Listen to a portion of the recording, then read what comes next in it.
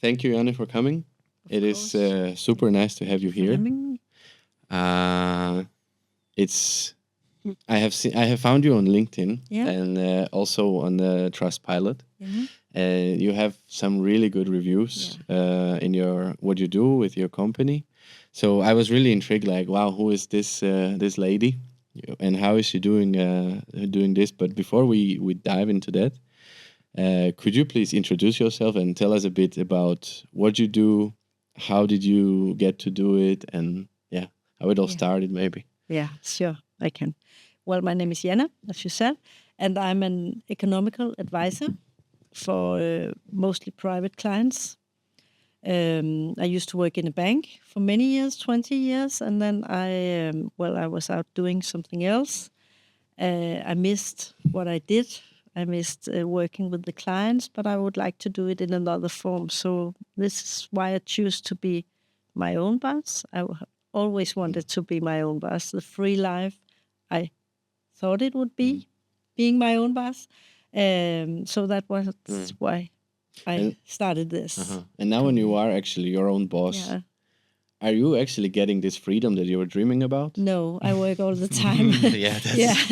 So I don't, but I love it. I love every minute of it. So it's no problem working many hours. And you have started a few companies, as far as I remember. Yeah, right? Well, it's kind of the same company, but I used to be in franchise. Okay. And then I decided I wanted to really be my own boss and do it my way. So a few years ago, I stopped there, and I continued my own company. But it's just a different name. I do the same stuff. It's the same. What is your company called? Konsilium 21. And what Konsilium is? Well, it's Latin, and it's an community of guidance. Yeah. So that is what we are. Okay. Yeah. You really want to be a guidance for people. Yes, we don't want to sell anything. We don't want to give people something they don't need. We just need to want to give them advices and guide them through this process of, for example, purchase property or something like that. So that's just what we want to do. So how does it look practically when, let's say that I have some kind of what kind of clients are coming to you, and how does it look practically for them when they come to you? What do you do? Well, it's mostly couples or singles who want to purchase property. Most of them had some kind of bad experience at their own bank. Maybe they are not approved for the finance for the property, or they can't get an answer within 4 weeks or something like that, or they need this independent guidance because the banks, well, they are okay, they are fine, they want to do what's best for the clients, but they also have to do what's best for the bank. And they have products to sell and they have goals to make. I don't. I can only I can serve my clients and no one else. So that's the difference between me, the guidance I can provide, and the guidance they will have at the bank. So that's the main difference. And it's most of them wants to purchase property now or in a short while. Yeah. Before we started recording, you mentioned that if you don't help them, you are not paid. So it means that people are not buying your services. You are first like actually helping them, and then you get like a small reward because you did your job well. Yes, I do. No cure, no pay. Okay. Yes. No cure, no pain, you said? Yeah. No cure, no pain. Yeah, because I would feel bad if you came to me, wanted my advice, wanted me to get the bank approval and stuff, and I promised you that I could do that, and then I couldn't, and you will have just a large invoice for nothing. So so I decided long ago that they shouldn't pay if I can't deliver. So did you feel like this is kind of a risk for you when you started with this? Well, I just have to be good at my job, then it's no risk. And I am good at, of course, I make the calculations before I take the case. And sometimes I have to tell them, well, I'm not able to help you, but I know I can when I take the case. So I think it's fair. Yeah. That's very, very interesting. Because from my perspective, we've been talking in our business about something like this, but there is this fear of maybe if we sometimes are not able to deliver because we don't know. Like, for example, let's take it practically. Let's say that somebody would ask us to make some commercial for them, and we would make a commercial, but we cannot really promise that they will get so and so many money in return, right? If they invest this and this money, because it's like we are not really. If you put your ads, for example, on Google or on Facebook, like basically we are it's out of our hands. Yeah. We don't really have the power to actually truly deliver it. No.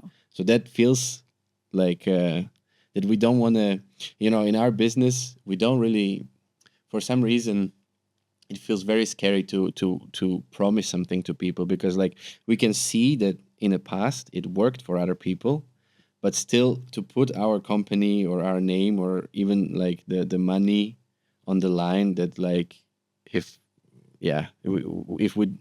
we do the work and this doesn't perform well and we lose the money, that feels scary. But I think it's very very different, the type of clients, because like we do more with other companies that are looking for, sometimes they're looking for a return on investment, right? And Janne, she works more with people that are not really thinking about like a monetary return on their investment. It's more like a lifestyle return on the investment, right? Exactly. And if I promise you that I can get a bank approval for you for buying an apartment for 3 million and I can't, well, you shouldn't pay me. It's a different situation. But what you could do is say that, well, we make this commercial for you, and if you don't like it, you pay nothing. If you like it, you pay, because you only get satisfied clients that way. And of course, you can't promise them anything, but they will know. You can't promise them viewers or clicks or anything, but you can promise them that the commercial is fine. How would you, because the thing is that for us to actually produce commercial, we would have to, for example, rent out some gear sometimes. Maybe we need to hire people that actually need to be paid no matter what. And then we are the ones that are taking the blow if the customer wouldn't want it. Would you still do it, even though that there is this risk? I think what I would do in that situation is that I would say, well, you need to pay a small amount up front just to cover those really expenses, and the rest is just my time. So if I spend time and I don't succeed, you pay nothing, but it's only time wasted. And I learn. Every time I don't succeed, I learn. So that's the kind of something I can carry on to the next client as well. So I'm getting better each day. And well, if I started with 8 out of 10 or 7 out of 10 with success, and then it's maybe 9 or more than 9 out of 10, well, Is that why you have such a good reputation on Trustpilot, for example? I guess so, because I never have any unsatisfied client because they don't pay me if they don't get what they came here for. So it's kind of difficult to not like that. Of course, they can be disappointed, but I never promised them anything. I said, well, this is a difficult case, and I would very much like to try to help you. I'm not sure if I can, but you pay me nothing. If I can't, well, you can't blame me for that. Yeah. So, Yeah. How do they react when you say, is this a difficult case? Because you were basically saying them like, you don't have enough money, sorry.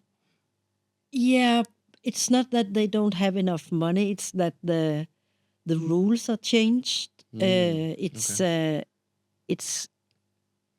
It's much harder than it used to be getting a loan at the bank.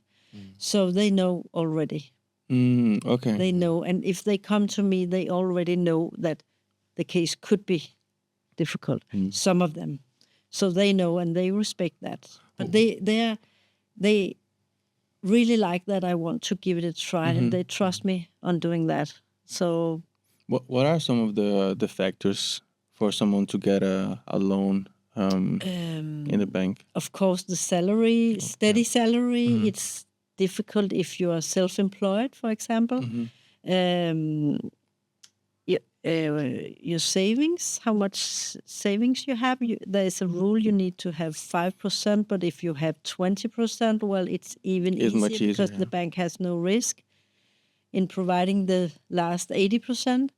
And they look a lot into if you used to have, for example, 15,000 after you paid all your expenses here, and if you buy another apartment, you will have, for example, 7,000 after you pay your expenses. How can you go from one to another? How can you spare those money every month? And if you're used to buy expensive equipment, well, you don't have to do that every year. So so the money is there. But if you're used to go to restaurants or drive expensive cars or something like that, maybe you are not capable of not doing that anymore. So they look a lot into your lifestyle. Okay. Yeah.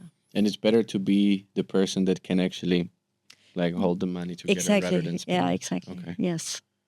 If you're used to having a savings account and you put money there every month, that's a very good idea because they see that you're capable of doing that and you're That's a good thing to know. Yeah.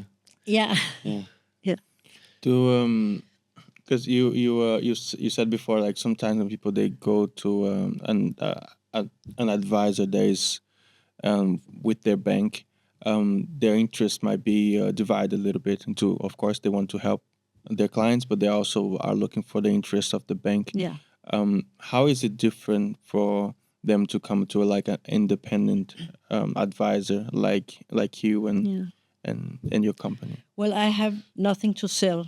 I have only my guidance. I can only guide them through the process. I'm an advisor, nothing else. So I have no goals to make. I don't have a boss who said, "Well, you need to make sure that they will pay this stuff for this insurance, and you need to make sure they have a pension and stuff like that." I can only guide them. So that's the main difference. And I can provide loans from every bank. I don't. Maybe if you go to one bank, they have a small variation of loans, and another bank will have another variation, and then. But I can choose between them. I can say, well, this bank is better for you than this one. Or they can't do that. If you go to one bank, they say, well, this is the best place for you. Of course, they're not going to advise you to go to their competition, right? Exactly. Yeah. Even though they knew that would be cheaper for them, they wouldn't never tell them to do that. I can do that. Do you think that would actually increase the trust of the bank if they would be like, oh, I know that there is another bank that can provide you? Yeah, but I don't think the guy would have that job for very long. So also because it's not like you're just gonna need this again, right? It's very rare that someone needs to make like a 20 to 30 year financial commitment. But imagine the message that you are. Let's say that there is a couple coming to you and you are the guy working in the bank, and you help them to get a cheaper loan because they had this specific case. Then they will be like, oh, this guy, he was so good. And they will tell everybody about this guy that helped them. And maybe now other people will come to that guy because maybe that case will be much better for the loan that his bank offers. Wouldn't you say that would... Yeah, but you can't get them to do that. That's why we are here to do that. Yeah. Is it comparable to like going to have like an eye examination at the doctor or like at a glass store? Yeah, you could say that because they want to sell you of course glasses. Yeah, and the doctor he doesn't care whether your eyes are good or bad. He just tell you the facts. Yes. because if you go to a glass store to check your eyes, you're probably gonna get out of there with the exactly with an examination that you need glasses. Exactly. Yeah. Yeah. I never got my eyes checked, so. No, You know. if you go to a glass store, you probably come out with some glasses. Maybe it's just window glasses, but they're there. Yeah. Okay. I would like to also go a bit more back and to the beginning. Do I remember correctly? You work at the bank for many years. What did you? Almost 20 years. Yes, 20 years. Yeah, in the bank. almost. Yes. What were some of the things that you did there? Well, kind of the same as I do here, but at that time we had the time and the possibilities to do that. What I do today. Today they don't have that much time to guide each client, and that's basically why I stopped, because I didn't think we were advisors anymore, and that's the part of the job I really liked. So, but I loved working there at that point, at that time. Yeah, I liked it. What do you mean you were not advisor anymore? In the bank. Yeah, we didn't have the time to really guide our clients. We just what's the kind of producing stuff all the time, one client after another. You don't really get to It's more follow like a factory. up. Yeah, yeah, kind of a factory. Yeah. You get more and more clients for each advisor, so you don't have the same time for each client. And when you buy a house or something like that, it's important for me as a advisor to know that you really understand the consequences of the loans and the purchase and every stuff in it. So you don't get to buy a house and then you sit there and say, well, we don't have any money left. And if you knew that this wasn't good for us, we never would have bought the house or something. It's not like that at the banks at all. But the time for each clients are not there anymore. So that's why. Would you say that you already, in the time working in the bank, you knew already about yourself that you are entrepreneurial type that likes to try something on your own? Or was that actually, did that cause you to start thinking like, okay, I don't like this anymore. I would like to maybe try to do something or do this better. How did that? No, I didn't go directly from the bank to being my own boss. I was working at different places for almost 10 years. I worked with a lot of leadership. I took a lot of educations during that period. And then my children had grown up, and I felt that I have more time for myself. And then I thought, well, if you want to do this, it was a dream. If you want to do this now, is the time, because I was 49 at the moment, at the time. And, well, I decided if I had to sell my house, live in a small apartment, I could do that, because I didn't have them to take care of anymore. They are, they didn't move at that point, but I knew that it was going to be within a few years. So if I wanted to do something with a risk, it was the time to do that. Yeah. How did your spouse reacted on that? Like, it was, like, oh yeah, we just give up the house if needed. Yeah, well, my husband was afraid because a lot of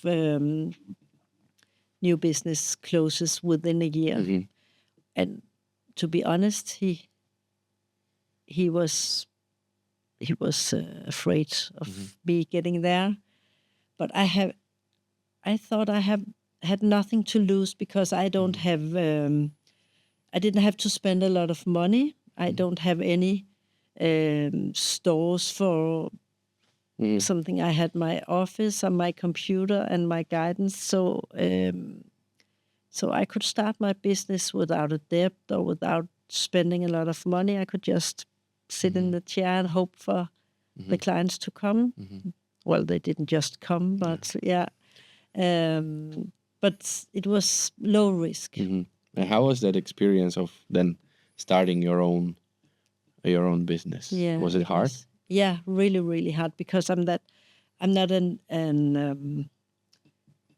I don't really like going out each day, every day to get new clients. I hate making phone calls to get new clients. So I decided very early that I wanted to build my business on network. I wanted to connect with people, connect with businesses as not as my business, but the businesses that have the same clients as I want, and we can help each other. For example, a real estate agent, if they have clients who really wants to buy one of the houses they have for sale, and the bank says no, well, they could send the clients to me, and I could help them. I will have a new client, and they will get to sell the house. So it's a win-win situation. So all my business is built on that kind of network. Wow. Yeah. How did you come up to this idea? Like, how did that happen? Well, as I said, I was in a franchise from the beginning, and he was experienced on that area. So I learned a lot from that guy. Yeah. Okay. Yeah. Good. And then, of course, develop and find my own way to do that. Why did you left that franchise?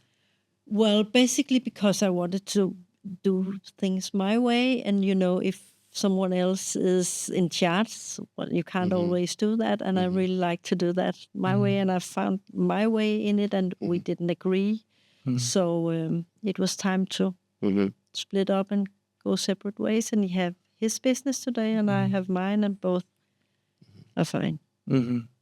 I remember, or when we talked last time, I remember you said that you also went to teach in the school. Yeah. Was that in the period when you were starting the business? No, that was another business. Okay. I used to work as a coach, and I decided that I want to start my own business, but I at that point I didn't really know what kind of business I wanted. Okay. So I took the job as a teacher, just to know that there was some kind of money while building up. But there were two difficulties for me, because one of them is this not wanting to call people every day to get no, thank you, we don't want to buy anything. That's one thing. The other thing was that I was kind of carried away with this teaching job, and I really liked it, and I was working more and more hours there, and I didn't get to do anything about my business. So I decided that if I wanted to build my business, I need to really put myself out there and do nothing else. Put all the hours in that business and see if it could work for me. Was that decision scary? Because you are basically cutting off the money. It was very scary. It was, but I had quite a good savings. So I decided when that savings was spent, all of it, I would stop. If I didn't get to earn any money. But, well, I could see quite early that there was clients for this business. Okay. So it was, I think after less than a year, I was able not to make a living, but make some money. And I had some goals, because I said, well, my first goal is to make the same as if I was unemployed and on A-kasse. The next one is to get paid like I was a teacher, and so on. So I had some goals. Said if I could just make that kind of money, it's okay. And I never dreamt that it would be this successful as it is today. And how successful is it today? Well, that depends on how you see it. Well, I can make a living of it. I have now 6 other people in my That's business. amazing. Yeah, and I guess that after the summer vacations, we will be 9. Wow. We have some very good connections, all of us, and well, I'm very busy working about 70 hours a week. So, well, okay. So you're I have a getting lot to into a new Yeah. season now as an entrepreneur. Yeah. You're starting to more build the company rather Yes, than. How do exactly. you enjoy that part of it? The Well, company building. A big part of me don't really like that because because I like being with my clients, and the more people you are hiring, the more you have to spend time I on understand. Yeah. everything else than be with your clients. So my plan is when I can afford it, then I will hire something to do that stuff. So I can. Okay. Yeah, because I really like guiding my clients, and if I have only 10% of my time doing that, I think in the beginning that could be okay, but at the long run, I would really miss that. This is what I love to do. That's really good. I really don't want to be someone's boss. Yeah. What would you expect from a person? Like, if you, let's say that you were looking towards the future, what is the dream guy or girl that comes in? What do they need to know? What would you expect for them to have experience in their life in order for you to hire them as a leader? Yeah. Well, they have to know something about the business, not in details, but something about the business, and they need to know a lot about leadership, and they need to be very structured because I'm not always because I want to be with my clients and not take care of all the other stuff. So they need to do that and find joy in doing that. So I guess a kind of good leadership and a good overview of the business. Yeah, and they need to guide me to do the right things without. I need them to get the ideas of increasing the business and guide me through that process. Have you already started to kind of like look around if you know some people? Yeah, like I know one guy that I already talked to, and I think within a year or something like that, we will have some kind of working together. I'm not sure if I will hire him full time, but I'm not sure if he wants to be hired full time. He's self-employed as well, so I think we can make some work together and find a way through that. And this is someone to help you build the business. Yeah, build the business instead of. I don't really want to build the business. I just want to help the clients. Yeah. It's so interesting because usually what I hear is the other way around, right? Like if you were to open a bakery, you would very common is that you are good at making cakes, so you're just making cakes, and then you slowly hire more people that are making cakes for you, and then you train your staff and you build like that. But your first passion was the cake building, right? Yeah. So, but it's just interesting that instead of like you're not thinking like to just have a business on the side, like you're trying to find the other way around. Like you want to be the one making the cake and have someone else, help you with the other side of the business side of things. I truly believe that this is the reason why you're so successful, because maybe you're right, because I think my clients really feel my passion. And well, maybe that if I did it the other way around, that would be fun for sometimes, because I would learn a lot, and I could really increase the business. But my passion is here, and this is what I'm good at. So I think it's a bad idea for me to hire someone to do that, and I take care of what I do best. Did you know that this would be the way you felt about what you're doing before you started this? No, I wasn't sure, but I can feel it. That if I have to spend 70 hours a week, it must be something I really, really like. Mm-hmm. Is it hard to adapt to because when we start something, we start business or a project or whatever, there's this idea of how things are gonna look like, right? And once you start, then you are actually experiencing how things are. And some people might find that frustrating. That the what they dreamed of is not, now they're walking and it's not really matching with their expectations. Yeah. It never does. No. No, it never does. Well, was what I expected then that I could be the boss of my own time, and of course I'm not, because the clients control my time.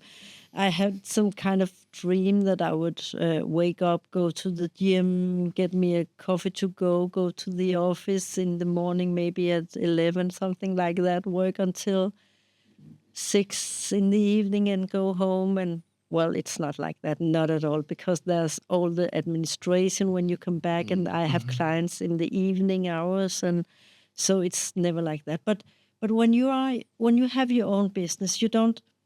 People say, well, you are never on vacation. I never. Well, I go on vacation, but I never close my phone. I work through the whole vacation every day. But it's not like you're having a job. It's not. It's a kind.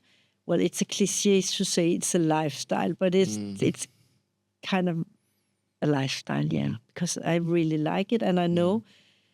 Well, I know I have to help my clients because the process is ongoing. I can't say, well, I'm leaving for 3 weeks.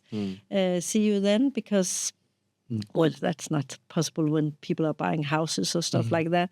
So I need to be there, and it's okay for me. I never have a day or a week off. But it's different, and I really like it. It's different when it's your own company. So it's okay. Can you recall what was like the most challenging customer or like case that you got? Is there some, or maybe the one that was most rewarding for you? Do you have like a story that you can share? Well, with I us? have a lot of stories. Most rewarding, I have a lot of those. I have a lot of clients who will come to me because the banks didn't approve of the loans, and they have their dream houses just here, and they're not allowed to buy it. And when I can really help them and make a difference, that's the best story. And I have a lot of those. But one of the best stories I had is when a guy from a large company contacted me and asked me for help. He had an employee who was through a divorce, and he really wanted to stay at the house he had 2 small children, and he really wanted to stay at the house, and the bank said, no, you can't afford it, you have to move.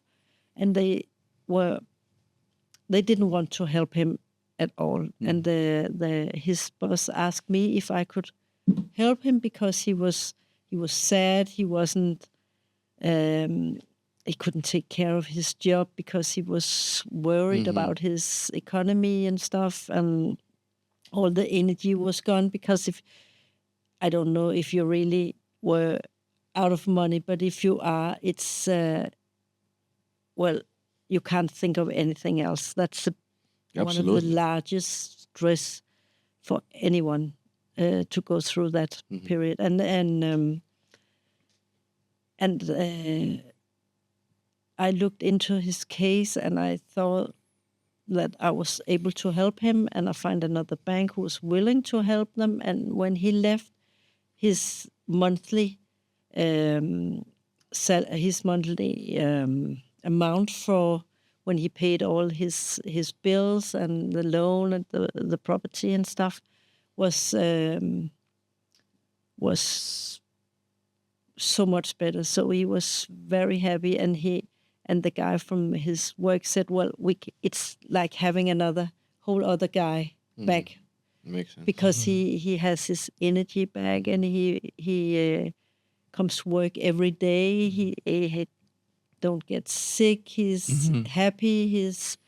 Because his all his worries were gone, because he was so afraid of his economy, and for those little children, for them to move, and that's a good story, I guess. But I have a lot of those, because we help them every day. You can see on Trustpilot, people gave up, and then they come to us, not just me, but the rest of the guys, and we help them to make their dreams come true. And that's a nice thing to do. I actually never thought about this area of like the financial advice, that the way they are talking about it, like it feels very human, when you think about finance, think about numbers and if they make sense and this and that. Excel sheets. Yeah. But to think about like how impactful it was for this father I think it's a huge impact. Yeah, and that's the best part of it, because you can see it really makes a difference. Yeah, and it's so real, human, intangible, because not having that stress is going to affect also the way, not just the way you are at work. Of course, it's great that his colleagues are happy around him, but also his children. Like not having to experience a stressed father. It's a huge thing for a child, and it's so interesting that like it's what you guys did in the financial advising thing that created that scenario for him, Yeah, exactly. I'm really starting to understand why you like that. Yeah, exactly. He actually called me one day and said, "Well, you are the reason I sleep at night," and Wow, there you go. That's why I want to do that, and not being the boss of the company. What were can you recall what was one of the most challenging things while building the business until it got to where it was kind of profitable? And yeah, for me, it was to get that network, because I didn't know any real estate agent. I didn't know any lawyers. I didn't know anyone who could provide those clients for my business. So I had to build that up from the bottom. I used to work in a bank. I have my all the work put on my desk. Here, do that. So I wasn't used to get out there networking. That was because I'm an introvert person. I don't really like to do that. I don't want to put myself out there, go to strangers and ask them for to work with me. So how did you overcome it? What did I you knew do? I had to. If I really want to live my dream, I knew I had to, and I learned from the best. So I overcome that every day until I found, well, it's not dangerous, it's okay. And when I started working with some of that, for example, the real estate agent, and I could see that, well, it helped my business, but it helped their business as well. It's easier to go to the next one and say, well, I did that for your neighbor. I can do the same for you. It gets easier. And they started talking together and said, well, try her. She's good. And then keeps running. How does it practically look? Would you, like in the beginning, did you just like write an email to like these guys and like, hey, this is something that we think? Yeah, actually, there was a quite funny story, because I did that. That was a real estate agent. I wrote her and asked if I could join her for a meeting and telling her about my work and how I could help her business. And she said, well, no, no. Yeah, that's my experience. Because actually now when you're talking about it, I try to contact some real estate agents because they always need pictures and videos of the places that they are, but they're not even responding to me. Like I would like to at least get it. So how did you? She was very nice and said, well, thanks, but no thanks. Okay. Yeah. So what did So you I do? put it aside and moved on to the next one. And a few months later, I had a client. I had a lawyer calling me and said, well, I have a client. She's about to buy a house. She's divorced. The bank approved of the finance. Now she's fired. And the bank said, well, we can't. So she can't buy the house. Could you help her? And I tried to, and I did. And at our last meeting, she said, well, the real estate agent really, really liked what you did. And they said a lot of nice things about you because they know that this deal would be off if it wasn't for you. And I thought, well, what real estate agent was that? Yeah. And that was her. That was her. Yeah. Oh, wow. So I wrote her nothing about a meeting or stuff, but just thank you so much. It was nice to help you. If you one day have another client in the same situation, you feel free to call me. 10 minutes after, she called me and said, we should have a meeting. Yeah.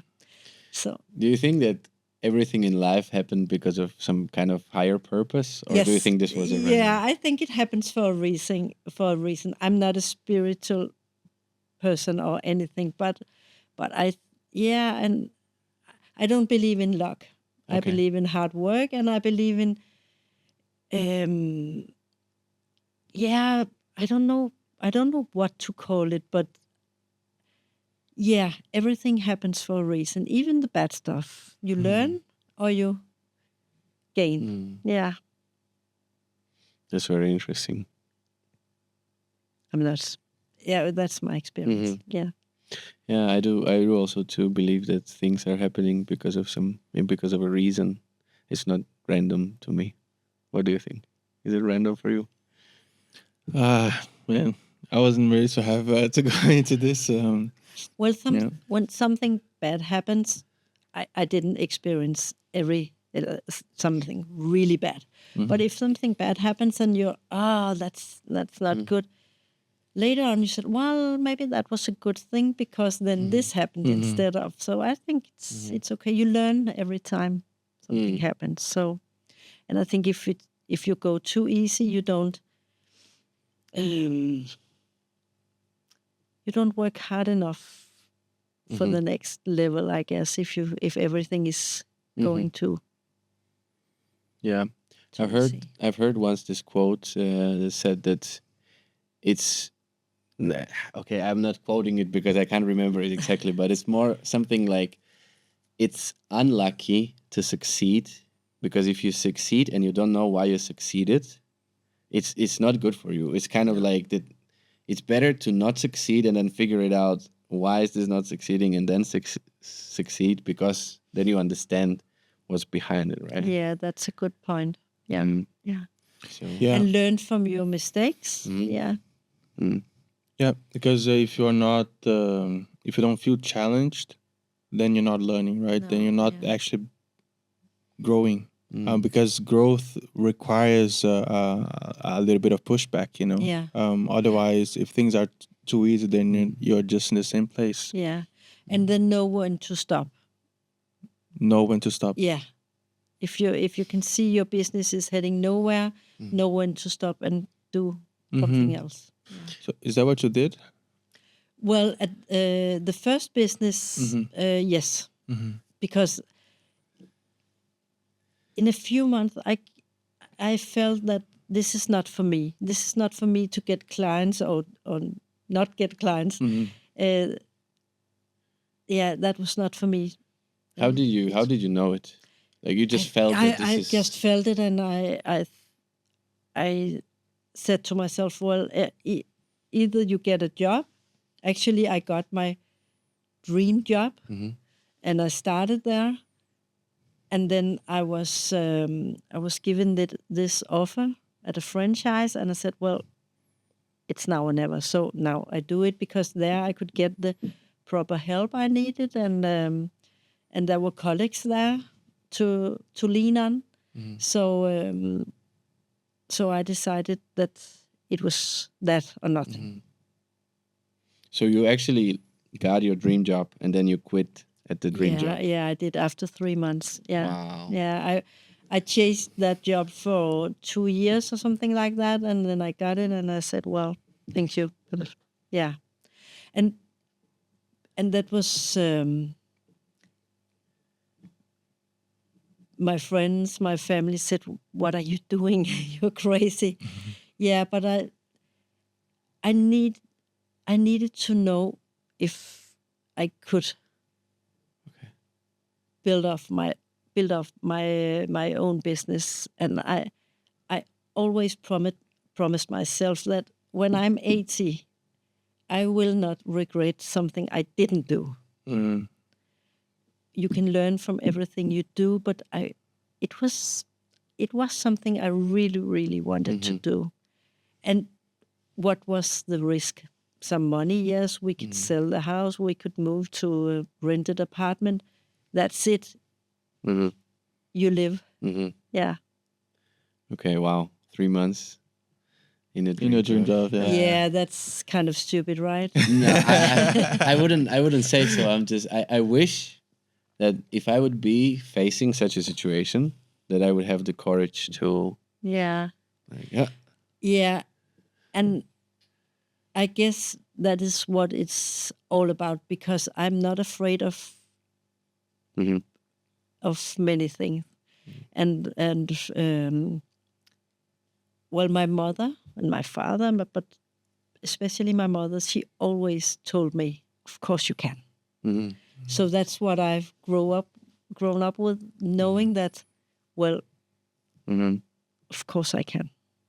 And of course I can't do anything, but you can always try. And what is the worst thing that can happen? Really nothing.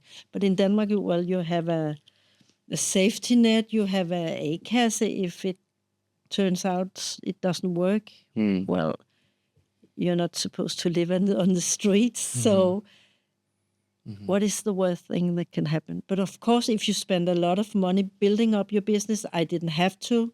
And that was my luck, because if you have to do that and maybe losing that money, well, you should consider it one more time. Well, I really like this, and like, of course you can, because even if that's the case, that you're putting a lot of energy and resources into something, if you have that, if inside you, like, of course I can do this, maybe things are not gonna work out, but then having this attitude that, of course you can do this, it's I think it's very healthy for the way you approach life, because even things don't work out. Let's say you spend all this money and now it's not really working. Of course you can do it all again. You know, of course you did it before. Yeah. Of course you can do it again. Yeah. Of course you can do it differently. Yeah. Of course you can. You know, so I think that it's very healthy to have that approach, because it goes is a good thing to have when you are going up, but it's also if everything falls and crashes down, having that attitude is also what's going to take it out of that again, you know. Exactly. And if you consider with most things in life, what is the worst thing that can happen? Well, my kids are okay, I'm okay, I'm healthy. What could go wrong? It's just money. Oh, I wish that would be so easy for me to see it like that. Just money. Did you teach that kind of look? Did you teach this kind of outlook at life to your kids as well? Of course you can. Well, you should ask them, but I hope so. I really hope so. And I think from their attitude today that I did, yes. But I was kind of with them. I was very concerned. Okay. With their upgrowing and what could happen to them and stuff. So I'm more careful with Makes sense. pushing them into something than putting myself out there. Yeah. Okay. But I hope so. Absolutely. Do you have any kind of, because we are a young business, we are 1 year old approximately, and you have done many cool things, and you have a lot of experience. Yeah. Do you have any advice that you would want to give us? Also anyone anyone who is listening. Yeah. Who is also young or wants to start something. They're young, or maybe they're not young. Maybe they just dream about starting something, but Because you were 49, right? When you... Yeah, at that point I was. Now, yeah, I'm 58 now. Yeah. I was 49. Well, I think the best offer is if people see that you are a success, it will only grow. If you tell them, well, please, can we do business with you because we don't have any clients, they will think, well, why don't they have any clients? Okay. Yeah, it's kind of fake it till you make it. Yeah, be a success, be your own success, and put your goals for something to achieve. But the goals must be so you can see them out here. It's maybe for in 2 months we need to do this, within 3 months this, and be a success, your own success. And that's up to you to decide when are you that, and then quit if you don't, and do something else. Because if it starts to feel wrong for you, and if Mondays are the worst part of the week, then you should stop. People can feel your passion, and if you are passionate about what you do, I'm sure you're good at it, and then you will succeed. And then ask for help. I asked for help, a lot of people for help, and now I'm in a position where I can help them. And if they call me, like you contacted me, I will always help, because I'm where at that point where I am now, and I'm able to help other people, and of course I will, because I used to be there. So reach out for people who can and will help you. I will definitely take that in. I think that's a really good advice, especially for the generation that is now growing up, because we are now so used to try to fix things ourselves. Like, for example, when kids nowadays have a problem, they will not ask people like, hey, what's the answer for this? They would just go to Google and they would try to fix it themselves. And I think I think it's so huge to ask for help, but it's just Yeah, and if you go on the internet, everywhere you see, oh, they are successful and they're much better than we are, but they're not. They have days when they're crying and don't get out of bed. Absolutely. We all have those days, but you don't put it out there. You put a smile on your face, and so you don't see that. But when you talk to people and ask them, you will know that they have difficult days as well. And it's okay, and you don't succeed every time with every client. Of course you don't. But this building up networking thing, that works for me, and I think it's much better than using the phone, sitting there all day calling and get a no because they don't have time to talk to you.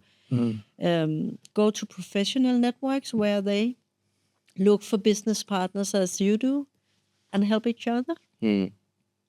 Thank you very much, Janne, for coming on our podcast. You're welcome. It was absolute pleasure for me. Thank you for having me. Thank you for coming. Thank you for coming.